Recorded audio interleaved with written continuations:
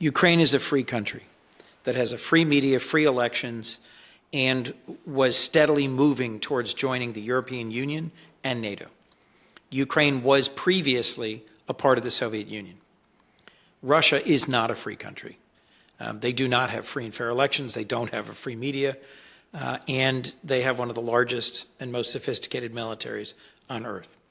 In order to punish Ukraine for imagining they might become part of Europe and they might expand their range of options as a free country, Vladimir Putin first started a war with Ukraine in 2014 when he invaded and occupied Crimea and supported so-called separatists in the eastern part of Ukraine. But in 2022, in February, he launched a full-scale invasion of Ukraine. His troops have committed war crimes. They have kidnapped and taken back into Russia tens of thousands of innocent children. There are thousands of documented cases of rape and torture of civilians. The Russians have conducted one of the most brutal, aggressive military campaigns in modern history.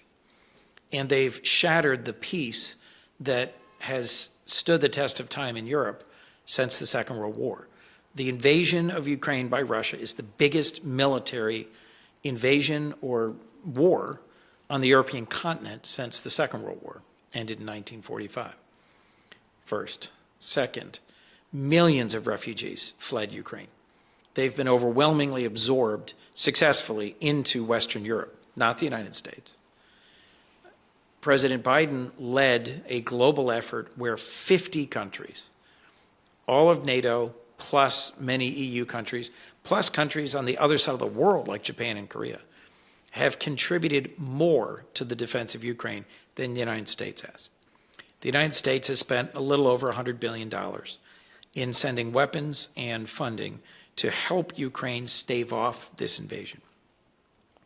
And the coalition of countries with the same values that care about not letting powerful countries invade and occupy weaker countries and that care about democracy has been the single largest collective effort to fight for democracy and freedom, I'd argue, since the Second World War. Why does it matter?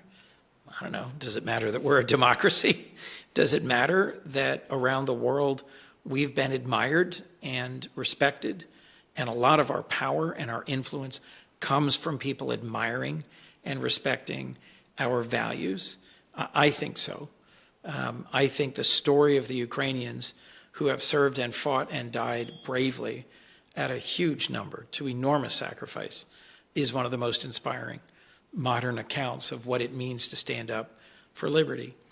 Last, just a little bit of history, forgive me, but if you walk out the front door of the White House, where President Trump now resides, there's a park. And on the four corners of that park are statues. Statues to military officers who came from Europe and helped the Continental Army defeat the British.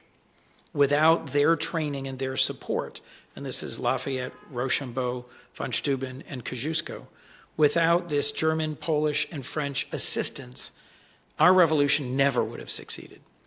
What we've been doing for Ukraine is that same pay-it-forward assistance. There's no Americans fighting and dying in Ukraine except a handful of volunteers who went and joined the Ukrainian armed forces. But there's no U.S. military fighting presence in Ukraine. The Ukrainians are doing all the fighting.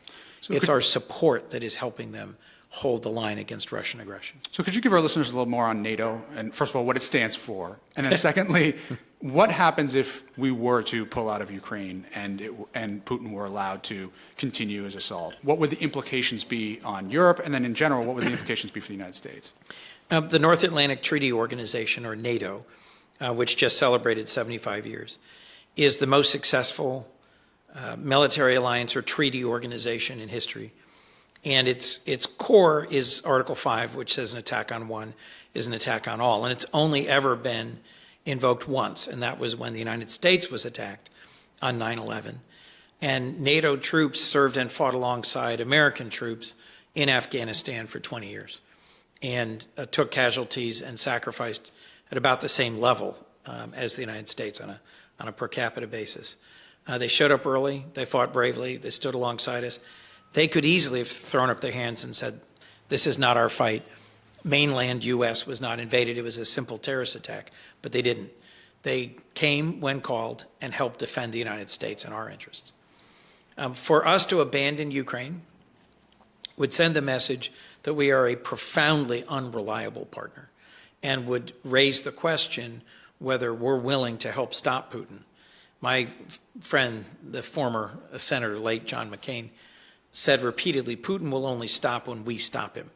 And in his view, part of what led to this full-scale invasion was that in 2008, he took a bite out of Moldova and he took a bite out of Georgia. In 2014, he took a bite out of Crimea, eastern Ukraine. And his concern was that Putin would just keep going after that. There is, I think, real reason to fear that if the United States abandons Ukraine, Putin will roll over the rest of it and then keep going into the 3 Baltic states, into Poland, into Eastern Europe, whether overtly or covertly, and will end up reconstituting pieces of the Soviet Empire, which has been clearly his goal for years.